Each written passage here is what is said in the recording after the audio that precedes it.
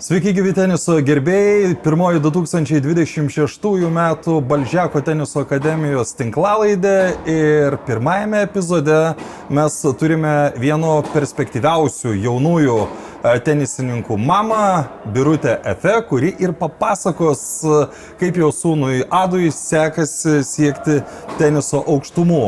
Sveiki, Birutė. Sveiki. Kadangi Adas visiškai neseniai laimėjo ir vienetus, ir dvejetus Tennis Europe turnyre, tai pradėsim nuo šitos dvigubos pergalės, o po to jau chronologiškai keliausim per visą dar neilgą karjerą. Tai aš įsivaizduoju, kad jūs buvot euforijoje po tos dvigubos pergalės, kaip ir kiekvienas tėvas, kaip ir kiekviena mama, bet jeigu taip įjungtumėm racionalumą, nuimtumėm emocijas, kiek ta pergalė iki 14 metų Tennis Europe čempionate gali prisidėti prie Ado karjeros ateityje? Toks labai ilgas ir atrodo sudėtingas klausimas, nežinau, kaip aš jį galiu atsakyti. Tokiais pergalės, kaip vieni sako, kad jų reikia daugiau pačioj pradžioj, kiti sako, kad nelabai gal reikia jų, reikia žaisti, reikia dirbti ir reikia nesusifokusuoti į tas pergalės tokiam jaunam amžiui. Man atrodo, Remigijus šitą labai irgi pasakytų. Bet aišku, pergalė yra pergalė ir kai dirbi tiek daug ir kai jau gana ilgai buvai labai arti tų pergalių ir kai turi jau pagaliau ją, tai aišku, jinai yra tokia, svarbi, sakyčiau. Kai jūs važiavot į Šiaulius, žiūrėjot turbūt. Ir žinokit, čia yra pirmas turnyras, kuriame aš nedalyvavau. Turiu įtarimų, kad ne paskutinis, kadangi rezultatas jau yra, bus mama. Tai dabar aš taip bijau, kad jisai nesusigalvotų, kad čia toks geras dabar yra ženklas, mamos nėra ir aš laimiu turnyrą. Žinot, kaip sporte būna komandinėme, kad moterų šiaip geriau neimti, nes, pavyzdžiui, futbole kiek moterų, tiek atsiveši įvarčių. Taip? Taip yra. Tai čia gali būti irgi su tuo susiję. Aš dar nepaminėjau vieną dalyką, kodėl čia ne pats Adas, o Ado mama. Adas dar sunkiai kalba lietuviškai, ar ne? Jisai viską supranta jau. Ir tai kalba, bet tikrai jau drąsos nėra dar didelės kalbėti laisvai. Jūs 3 metai Lietuvoje esate, ar ne? Tai kiek, sakykime, apsunkina tas dalykas Ado, nežinau, tą įsiliejimą į lietuvišką gyvenimą? Vis tiek turbūt tas sugrįžimas, adaptacija, nebuvo labai lengva. Žinokit, buvo. Kaip paimsi, su kokiais lūkesčiais. Mes grįžom, nebuvo pagrindinis tikslas, kad čia išmoksti kalbą ar kažką. Tai gerai jaustis. Ir jisai čia, pradžių labai gerai jautėsi. Jisai tokio charakterio, kad labai toks pozityvus vaikas, jam visur gerai, su visais gerais, visur jisai draugų suranda. Ir šiais laikais Lietuvoje visi tokio amžiaus jau laisvai kalba angliškai. Aš atsiprašau, tokio amžiaus, tai jam buvo kiek, kokį 10 metų, kai jūs atvykote? 11. Aha. Jo, ir jie visi kalba angliškai ir jie visi nori kalbėti angliškai, nes nori pratintis ir gerinti savo kalbą, tai jie net specialiai kalba tada angliškai su juo, nors ir aš ten draugų, kurie ateina namo, prašau, davai kalbėkit su juo lietuviškai, bet jie paprasčiausiai šitą labiau nori. Tai ir jisai neina į lietuvių mokyklą, tai tos kalbos jam dėl to ir gal truputį ir lėčiau kiek treniruotėse girdi iš trenerių ir tai labai aplinkoje nelabai daug ir yra. O jums svarbu, kad jis nėra vienas vaikas šeimoje, ar ne? 3 vaikai, jo. 3 vaikai, jo. Tai tarpusavyje angliškai kalba. Visaip, mes turim dar vieną kalbą. Turkišką, ne? Taip. Šiaip mes esam labai tokia tarptautinė šeima, aš turiu 3 vaikus ir jie visi 3 yra gimę skirtingose kontinentuose. Štai taip. Ne šalyse, ne valstybėse, o kontinentuose. Tai mes esam gyvenę daug kur ir matę daug ko. Tai paskutiniai 10 metų, Adas gimė Amerikoje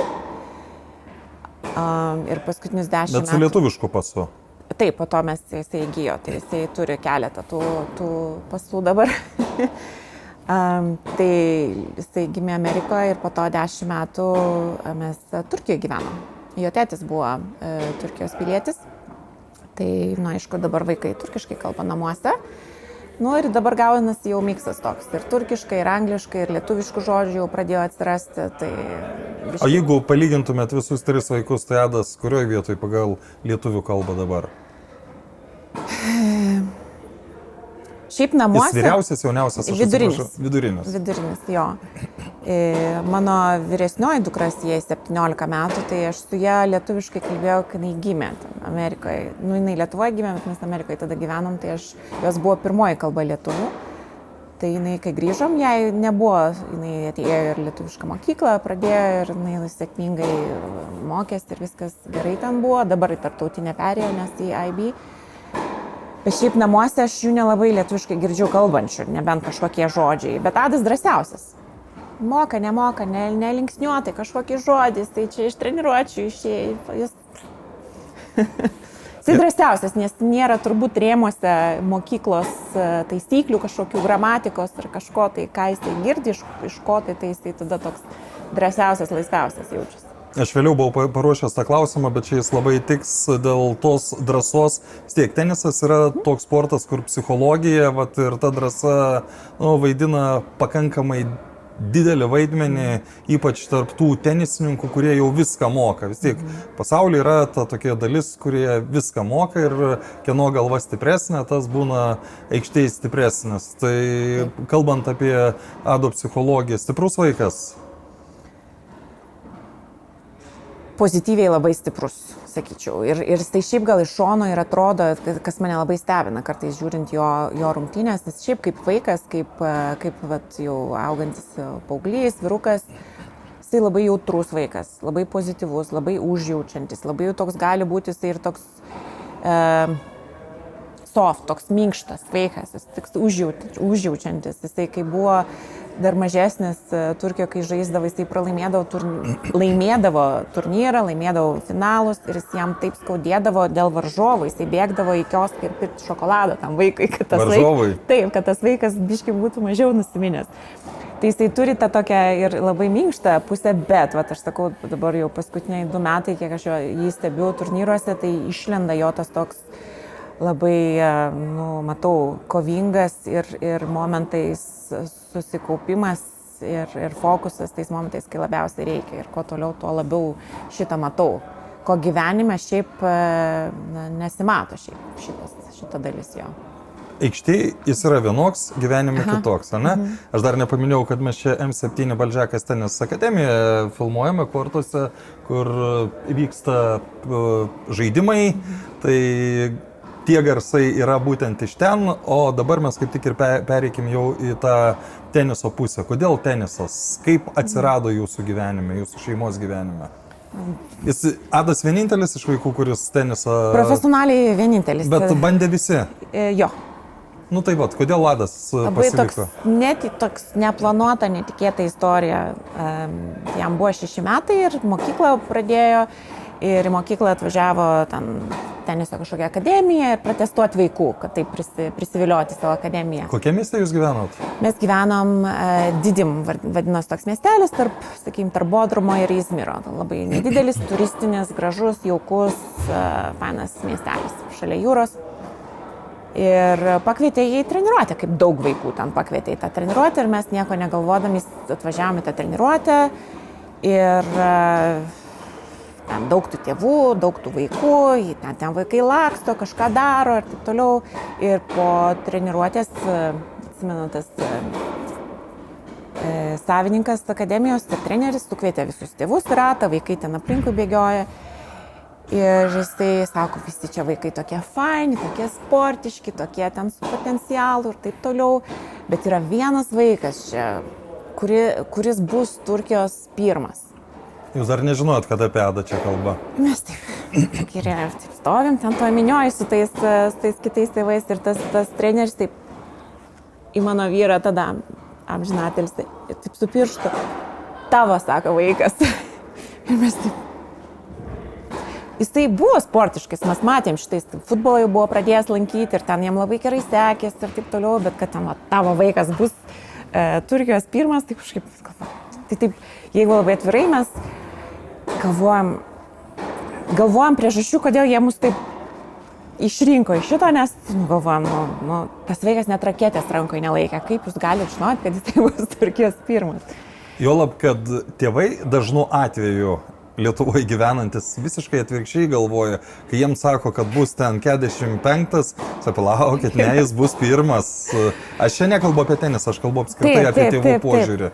Tai jūs, aš kaip suprantu... Mes tokie kuklesnės pusės buvom, nors, sakau, matėm, kad, sportiškas vaikas, aš gana iš sportiškos šeimos esu kilus, tai šito kaip ir jautėm, bet kalbam, kodėl tenisas? Mes turėjom tokią dar tą tokią nusistovėjusią nuomonę, kad tenisas yra turtingų žmonių sportas. Iki šiol tas veikia. Taip, yra. Ir mes galvom, tai kas galvoja, kad mes turtingi, nors ten nei tos mašinos, nes mes ten turtingi kažkokie, nes ten atrodėm kažkokie, jau labai jau kažkokie, kad jau būtų, dėl šito būtų pasirinkę. Tai mes šiaip išėjom tokie pasimetę ir biški abejojantis. Bet surizikavom toj vietoj ir mes užrašėm jį ir kaip tik užrašėm, atsimenu, tada mėnesiui tokių 1 ant 1 tų treniruočių, kurios mums tuo metu buvo labai brangios. Ir mes nelabai galėjom jų sau leisti, bet kažkaip įdėjom labai daug tą mėnesį. Ir aš atsimenu po... Bet klausykit, bet jeigu pasako treneris, kad bus pirmas ir dabar nesuteikt šansų ir po to gyvenime nežinot, kad taip gali būti, čia neįmanoma yra. Tai va toj vietoj. Ir tada po 2 savaičių treniruočių tas pats savininkas ir treneris, jisai atėjo, mes ten susitikom su juo ir jisai sako, žiūrėkit. Nes jisai matė mūsų tas abejonės tokias. Sako, mes galim pasirašyti kontraktą. Jeigu ten po kažkiek metų Adas nepatampa ten, ką aš jums sakau, kuo jisai pataps, aš jums visus pinigus atiduosiu. Tai čia dar turkiškas toks mokėjimas parduoti. Bet jeigu pasirašai sutartį, tai... Nieko mes nepasirašėm, bet jisai buvo toks įsitikinęs, kad bus taip ir jau mes ten po mėnesio, jisai ten jau pradėjo truputį žaisti, ten ir tada mes važiuojam į turnyrą ir jau matom, kad kiti žmonės nesusijęs su ta akademija, jį filmuoja, negali patikėti, kad čia tik mėnesį žaidęs jisai, čia jo technika kokia, kaip jisai čia taip. Ir po truputį tada, gal tikrai, ir tada jam pradėjo... Bet iš kitos pusės tokių vaikų vien Turkijoje turbūt yra ne vienas ir ne 10, o ką jau kalbėti apie pasaulį, ar ne? Jo, ir visi tėvai nori, kad tie vaikai žaistų ir darytų ir būtų pirmi. Tai taip, aišku, tų vaikų ten Turkijoje yra daug, bet jam iki išvažiuojantis ir buvo pirmam trejetukėje, ten 3 maišėsi, pirmą, antrą, taip ir jisai tam. Čia kokiam amžiui? Tai čia buvo iki 10, jo, tai ten dar visko būna, bet jam ir gerai ir sekėsi tada ten Turkijoje savo amžiaus grupiai. Kai jis pradėjo žaisti, jis pats labiau norėjo tą tenisą lankyti, ar vis tik tėvų buvo labiau tas toks požiūris, kad ne, tai jeigu bus pirmas, jeigu dar pinigus grąžins savininkas, tai... Tai tą pirmą mėnesį, nes ir treneriai tokie buvo labai užsihaipinę, kad čia toks geras vaikas, čia jį reikia spausti ir jie taip biškai pradėjo jį spausti ir jam tas toks buvo... sunkoka ir jisai taip po pirmos savaitės sako, man sunku ir mes tada su vyru, tai ką mes čia dar galim padaryti, tai mes užsirašėm į tą tenisą. Ir mūdu pradėjom lankyti. Mėgėjiškai, ar ne? Mėgėjiškai, aišku. Pradėjom lankyti nuo 0, nes niekada nežaidė. Pradėjom mokytis, pradėjom lankyti ir mes šiaip iš tikrųjų idealiausios sąlygos buvo tam pradėti, nes šalia ten tokio gražaus viešbučio, šalia jūra, ten iš ryto nueini treniruotės, po to į jūrą, ten fizinis ant smėliuko, ten futbolo aikštė, ten palmės visur, ten tokia irgi šeiminiška atmosfera buvo, tai buvo idealios sąlygos šiaip mažam vaikui pradėti tenisą ir pamilti jį. Tai ir po to jisai labai tada jau, man atrodo, praėjus mėnesiui aš gyvenime jo nesu stumus, nesu girdėjus, kad aš nenoriu eiti treniruoti. Keldavasi 6, 7, 8 metų vaiką veždavau 6 ryte į treniruotę. Tai ir jūs iš esmės būdavote įtraukta į tą pačią veiklą, ar ne? Vis dar. Vis dar, čia jau kartu, kelias kartu ir 6. Okei, viskas palaipsniui kilo ir Turkija, jūra, praeitis, grįžtam į Lietuvą, į Vilnių. Kodėl buvo priimtas tas sprendimas ir kaip jis buvo priimtas? Nu, čia truputį asmeninio gyvenimo. Tai kiek nenorit, nepasakokit, kiek galit, tą sakykit. Čia dabar mes grįžom prieš 2,5 metų į Lietuvą. Mano vyras mirė prieš 4 metus ir kadangi Adas labai daug keliauja su turnyrais ir aš dar 2 vaikus turiu, tai nusprendžiau vis tiek grįžti į Lietuvą, kur vis tiek man tėveliai padeda, broliai padeda, kai išvažiuoju su Adu kažkur, tai va čia su mergaitėm padeda pabūti, tai grįžau į Lietuvą vien dėl, kad gal lengviau bus su 3 vaikais čia. Ir biškai jautėsi, kad Adas ten jau irgi išauginėjo tą akademiją ir tą lygį tenais, ir Turkijos lygis vis tiek palyginus nėra labai su tokia šalim ir su tokiu oru palyginus, ką jie turi ir sąlygas nėra aukštas. Tai grįžom į Lietuvą ir aš grįžus į Lietuvą žinojau 2 vardus, kas susijęs su tenisu. Remigijų Balžeką ir Ričardą Berankį? Taip. Okay, pataikiau. Būtent. Ir aš kaip žinojau žaidėją, bet kaip mama visą laiką domiesi, kas tą žaidėją treniruoja. Tai 2 vardus žinojau ir turėjau tikslą, kai grįžau susirasti tą trenerį. Ir kaip vyko paieškos? Tai aš suprantu, kad jūs kitų variantų net nesvarstėt. Ne, ir aš jau 20 metų buvau negyvenus Lietuvoje, pusę savo gyvenimo. Tai grįžau, bet vis tiek kažkaip galvoju, kaip man čia dabar, tokį dar turėjau įsitikinimą, kad kažkaip man reikia surasti, kas pažįsta Remigijų, kad kažkaip prieiti prie jo. Nieko aš ten neradau, tai po kelių dienų paskambinus aš tą akademiją. Paskambinau, telefonų kokį radau. Ir pasakiau, gal galima su Remigijum čia treniruoti kažkaip ir jis sako, jis nebetreniruoja vaikų. Tokį atsakymą davė ir aš sakau, suprantu, bet žinokit, sakau, čia toks, jau vaikas, kuris jau ten pasiruošęs sunkiai dirbti, sakau, ir čia Turkijai tokie rezultatai buvo ir taip toliau. Aš pertrauksiu, čia kažkas iš mergaičių administratorių pakėlė ragelę. Ir tada, sako, mes tada jums tokį perskambinsim. Tada po kelių minučių, man atrodo, susiskambino ir kažkaip ir man perskambino, gerai, ateikit tai tokiai, gal šiaip ne su jokiais pažadais, bet testiniai treniruotėjai. Ne kad treniruotis po to, bet aš sakau, tai nors duokit man šiaip, kad įsivertinti vaiko lygį, trūkumus, kokie yra, kur dirbti, kad mane biški duotumėt man kažkokią atspirties tašką, nes aš labai pasitikiu jo nuomonę ir taip toliau, tai sutiko tokiai treniruotėjai. Be jokių ten lūkesčių ir pažadų. Man atrodo, ten už poros dienų čia vasarą buvo ir mes atvažiavome būtent šitam korte, aš atvažiavau buvau. Jam dabar kokie 4 metai, jeigu aš dabar neklystu, M7, tai tuo metu jis dar buvo visiškai šviežias. Šviežias, jo, nepagalvojau, kad buvo labai naujas. Ir, ir tada aš čia taip stovėjau ir Remigijus, atsimenu, porą kartų pakėlė akis ir taip, neblogas, geras, neblogas. Tai taip atsisėdom po to ir pakalbėjom ir aš atsimenu jo tokius žodžius, kad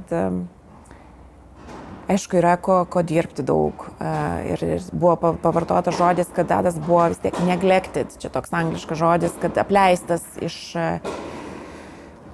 fizinio paruošimo pusės. Nes, jis tai nors jis daug judėjo ten toj Turkijoje ir žaidė futbolą ir bėgėjo ten 12 valandų per dieną bėgiodavo, bet nebuvo to tokio atletinės parengties ir tokio struktūrinio ir tokio paruošimo raumenų. Tai toj vietoj jisai buvo daug, kur jam reikėjo padirbėti, tai Remigijus apie tai su manim kalbėjo, sako, aišku, čia daug kas gali būti, daug kas kaip ten kažkas, bet, sako, būtų visai neblogai pabandyti nueiti ten, kur buvau kažkada.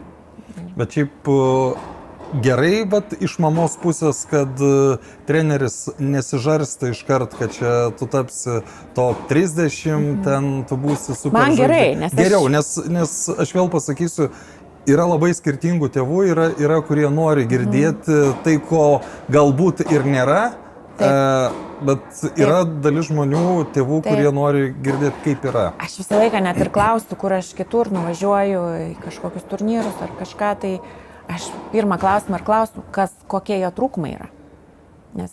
Kas gerai, jau jis padaro. Aš gal galiu ten pamatyti, kas gerai, bet aš noriu žinoti, kas blogai ir kur dirbti reikia šitą. Tai Remigijus, kuo aš ir gavau labai daug tuo metu pasitikėjimo, Balžekais ir Arūnų, ir Remigijum, ir ta komanda, kad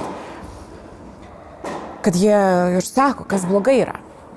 Ir ką reikia taisyti, ir jie taiso, ir nežada man kažkokių ten pažadų, kurie yra nerealistiški. Tai dėl to aš ir grįžus čia, aš paleidau, aš vis tiek vežu jo į turnyrus, aš ten dalyvauju, bet nedarau jokių sprendimų.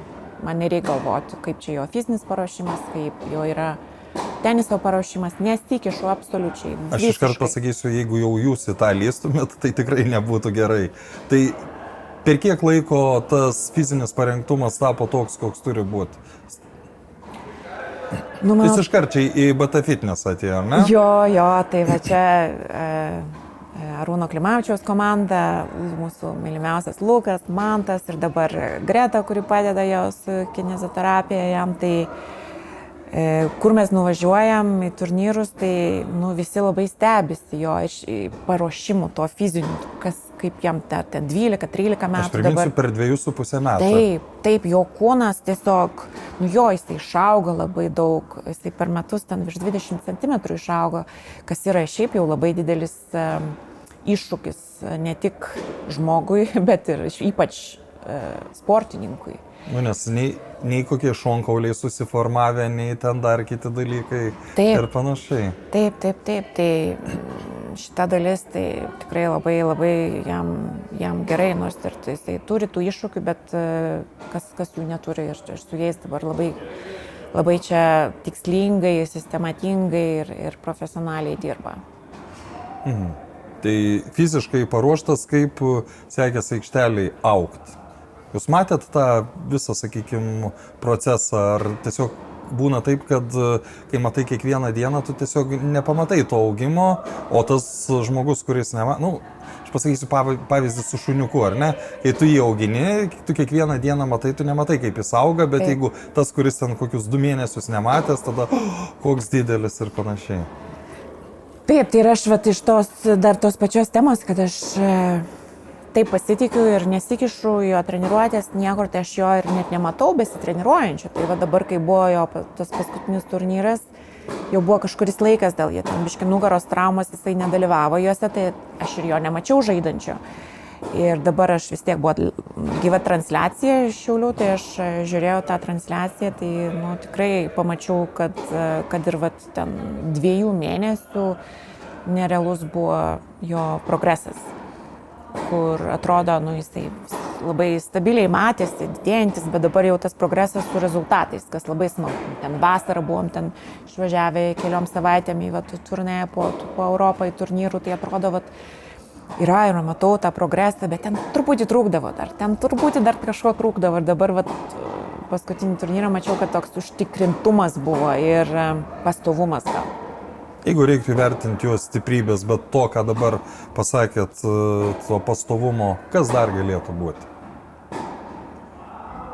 Ką turite omeny? Stiprybės žaidime. Arba silpnybės žaidime. Kokios stiprybės galėtų būti? Kokios yra? Galėtų būti turbūt visas, bet kokios yra? Pasada? Taip.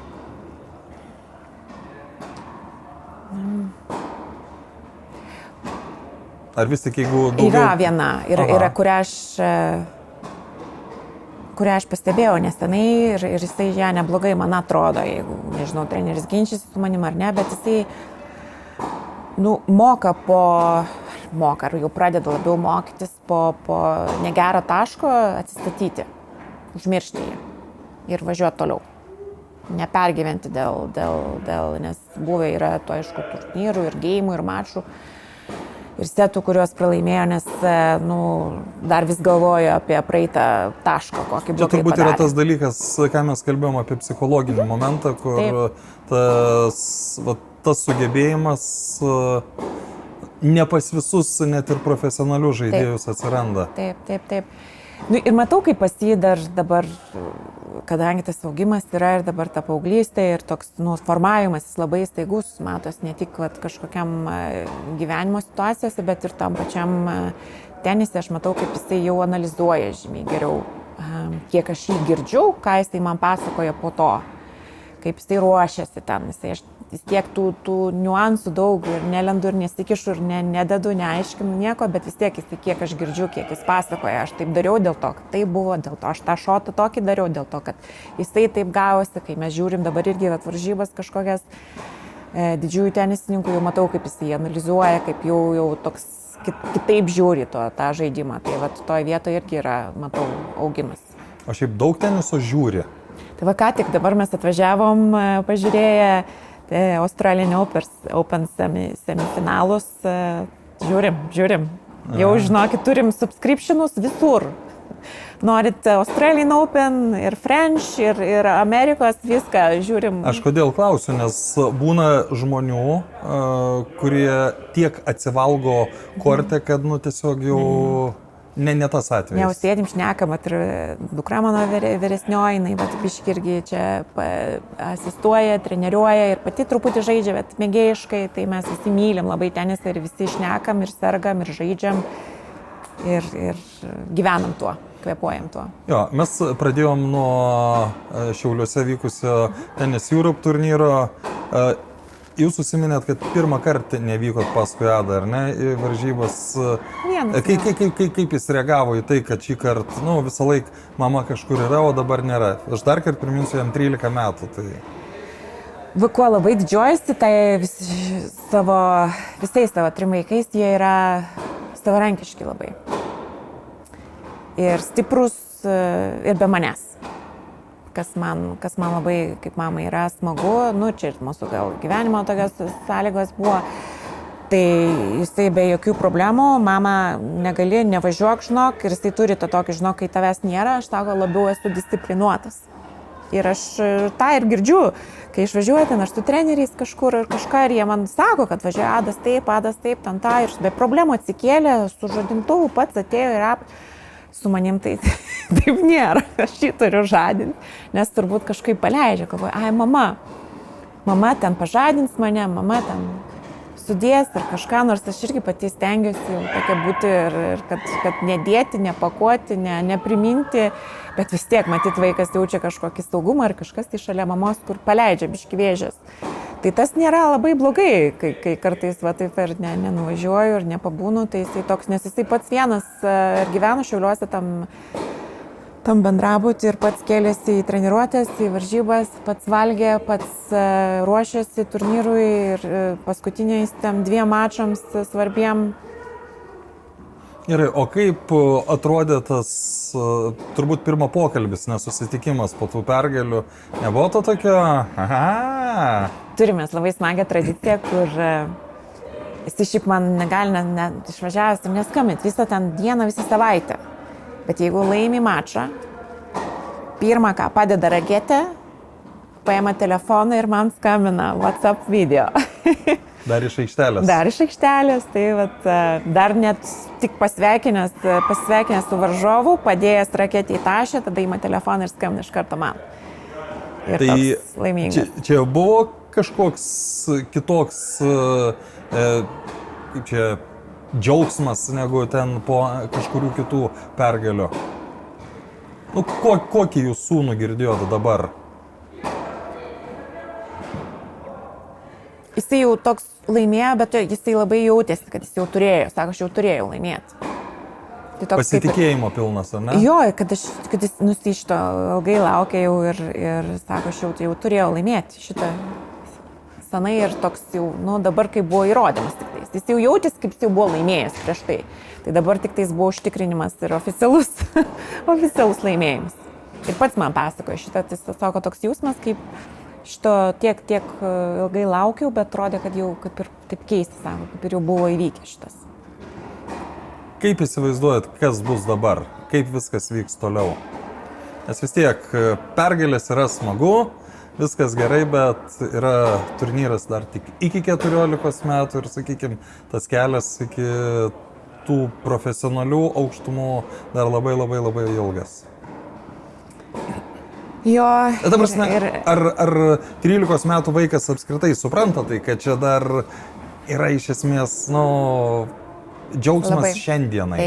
Taip. Aš su Remigijum ten dieną prieš, nes jisai važiavo žiūrėti ir palaikyti jo, ar man važiuoti, sako, bus, sako, tų 100 dar tų turnyrų ir laimėjimų, sako, spėsit jūs. Tai Adas, manau, kad jau atėję pas jį irgi yra, kad čia yra dar labai maža dalis ir jis irgi, kad ir jo pašventė tą dieną, bet labai nesureikšmina šito, kad čia yra tik tais labai maža dalis ir reikia fokusuotis į darbą dabar labai, nes jo labai daug dar yra.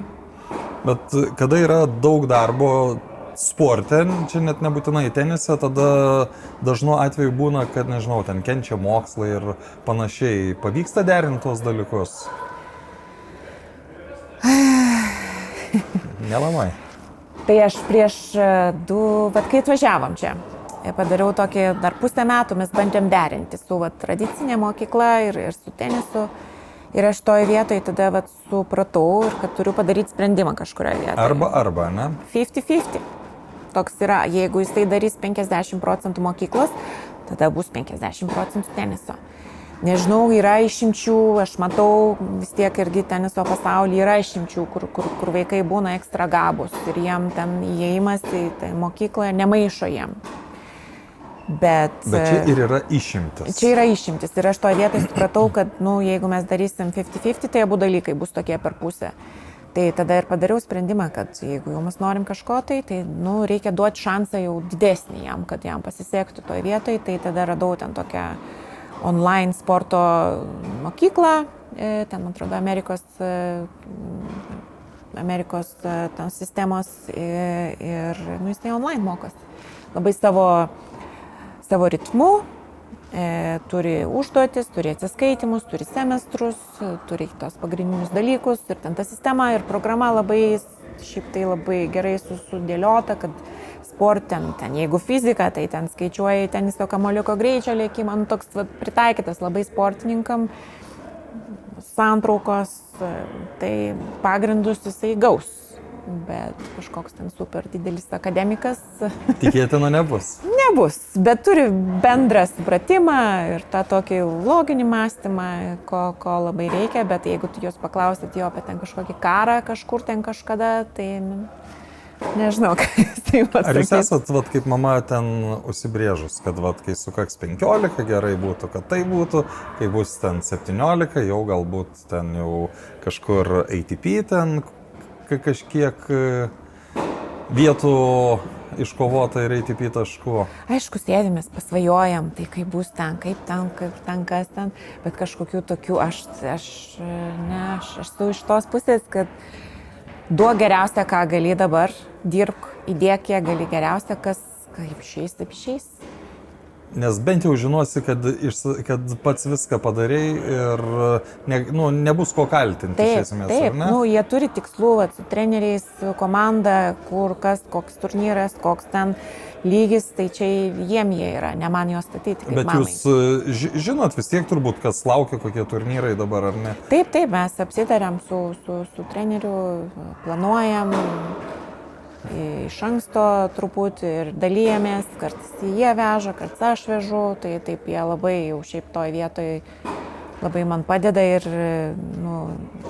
aš atvažiavau, jie manęs nepažinojo, aš jų nepažinojau, bet mes susipažinom ir labai draugiškai ir jie mane labai supranta be žodžių, netgi atrodo, jie mane palaiko, man net prašyti nereikia kažkuriuose vietose ir jie, kas geriausia, tai Adas, tikrai daug laiko praleidžia čia, jisai pirmadienį išeina nuo 9 iki 5 antradienis, tai jisai toks praleidžia tikrai ir daugiau laiko netgi namuose, netgi su manim, tai man ta vieta labai svarbu, kad Adas ne tik, kad jisai užaugtų geras tenisininkas, čia yra antra vieta, aš noriu, kad jisai užaugtų geras vyras ir geras žmogus.